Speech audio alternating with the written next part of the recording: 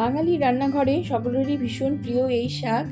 আজ আমি এই শাকেরই একটি রেসিপি আপনাদের কাছে নিয়ে এসেছি। 5 মিনিটে আজকে আমি করে দেখাচ্ছি এই রেসিপিটি। নমস্কার বন্ধুরা, সুদীপা রকমারি চ্যানেলে সবাইকে স্বাগত। আজ আমি করে দেখাচ্ছি পুঁই শাকের ঝোল। পরম্পরাগত এই শাক সকলেরই ভীষণ প্রিয়। চলুন আমি কিভাবে এই শাক আজকে রান্না করছি আপনাদের করে দেখাই। এত সিম্পল আর এত তাড়াতাড়ি এই শাকটা হয়ে যায়, কোনো মশলা ছাড়া। আপনারা শুধু দেখতে থাকুন আমি কিভাবে করি। এর জন্যে আমি নিয়েছি কড়াইতে সর্ষের তেল দিয়ে দিচ্ছি। রেসিপিটা সর্ষের তেলই করব। সর্ষের তেল দিয়ে প্রথমে আমি এখানে কিছু বিউলির ডালের বড়ি ভেজে নিচ্ছি। এখানে বিউলির ডালের বড়ি না দিয়ে আপনারা যে কোনো ডালের বড়ি দিলেও পারেন, মটর ডাল কিংবা মসুরের ডালের বড়ি দিলেও হবে। দিয়ে দিলাম বিউলির ডালের বড়ি। এবার বড়িটাকে ভালো করে লাল করে ভেজে নেব। ভীষণ তাড়াতাড়ি এই শাকটা হয়ে যায়। আপনারা পুঁই শাকের বিভিন্ন রকম রেসিপি করে খেয়ে থাকেন, কিন্তু এই রকমভাবে পুঁই শাকের ঝোল করে খেয়ে দেখবেন, দুর্দান্ত লাগবে। বড়িটা ভেজে নেওয়া হয়ে গেছে, এবার তুলে নেব। এবার ওই তেলেই দিয়ে দিচ্ছি আর একটু সর্ষের তেল।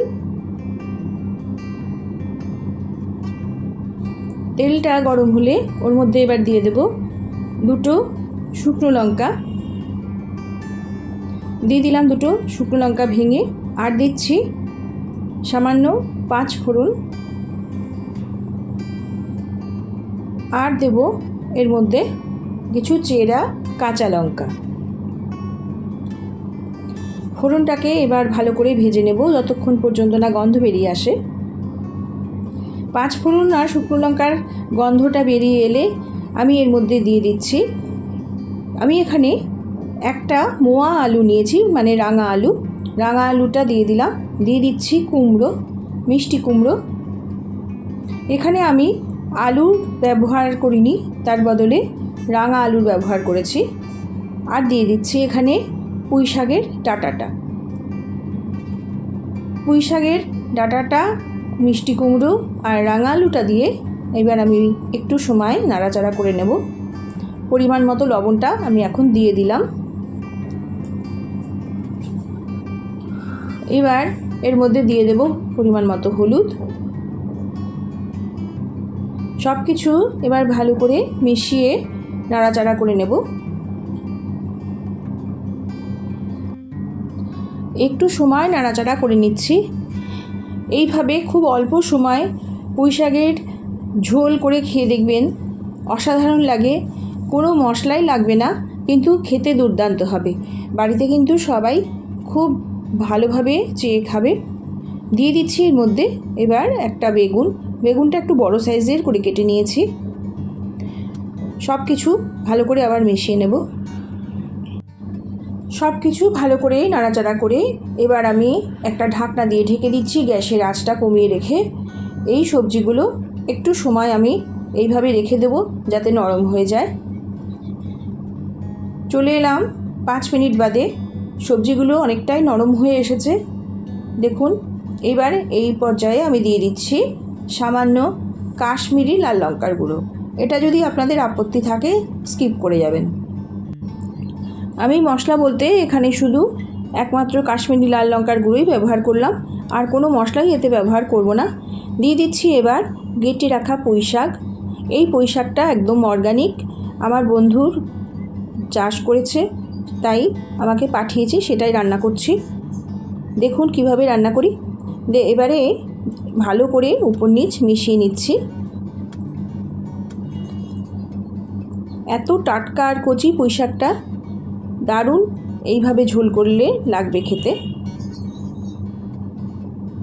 পুঁই শাকের চচ্চড়ি বা অন্য কোনো রেসিপি আপনারা খান, কিন্তু এটা একবার করে খেয়ে দেখবেন। এবারে আমি একটু ঢাকনা দিয়ে ঢেকে দিচ্ছি সবজিটা আর পুঁই শাকটা যাতে একটু সময় নরম হয়ে যায়। ঢাকনা খুলে চলে এলাম, দেখুন অনেকটাই নরম হয়ে গেছে।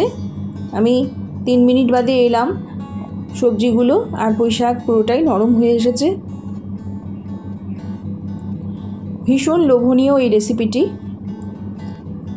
এবারে আমি এর মধ্যে দিয়ে দিচ্ছি জল।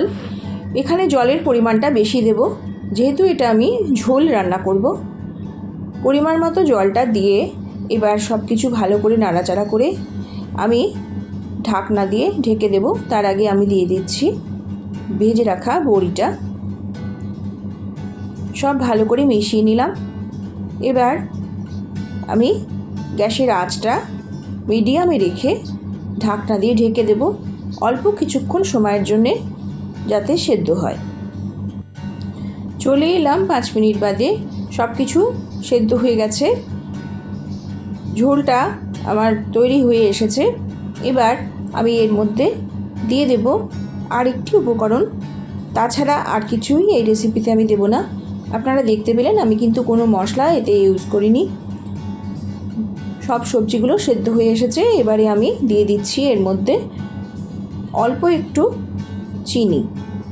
চিনিটা এই পুঁই শাকের মধ্যে দিলে এর স্বাদ কিন্তু দুর্দান্ত হয়। অল্প একটু চিনি এর মধ্যে দেবেন। যদি কারো আপত্তি থাকে তবে সেটা স্কিপ করে যাবেন। এবার সব কিছুই দেওয়া হয়ে গেছে। এবার আমি নামিয়ে নেব। পুঁই শাকের ঝোল আমার সম্পূর্ণ রেডি। দুর্দান্ত স্বাদের এই পুঁই শাকের ঝোল। এর একবার রান্না করলে কিন্তু এটা বাড়িতে আবার অনুরোধ আসবে করার। অবশ্যই এভাবে একবার করবেন পুঁই শাকের ঝোল। নামিয়ে নেব গ্যাসটা বন্ধ করে। এবার আমি একটু সময় রেস্টে রেখে দেব, তারপরে আবার আপনাদের কাছে ফিরে আসছি। 5 মিনিট বাদে চলে এলাম। দেখুন কি সুন্দর দেখতে হয়েছে।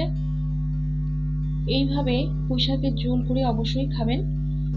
ঝোল থাকতে গ্যাসটা বন্ধ করবেন, একদমই টানিয়ে নেবেন না। এই ঝোলটাই কিন্তু খেতে দুর্দান্ত। এবার বাটিতে সার্ভ করে নিচ্ছি। আমার এই রেসিপিটা যদি আপনাদের ভালো লাগে তবে অবশ্যই বাড়িতে করে দেখবেন। আর এতক্ষণ ধরে আমার এই রেসিপিটা যারা ধৈর্য ধরে দেখেছেন তাদের জন্য জানাই অসংখ্য ধন্যবাদ, শুভকামনা, ভালোবাসা। সবাই ভালো থাকবেন, সুস্থ থাকবেন। আমি আবারও একটি রেসিপি নিয়ে চলে আসব। নমস্কার।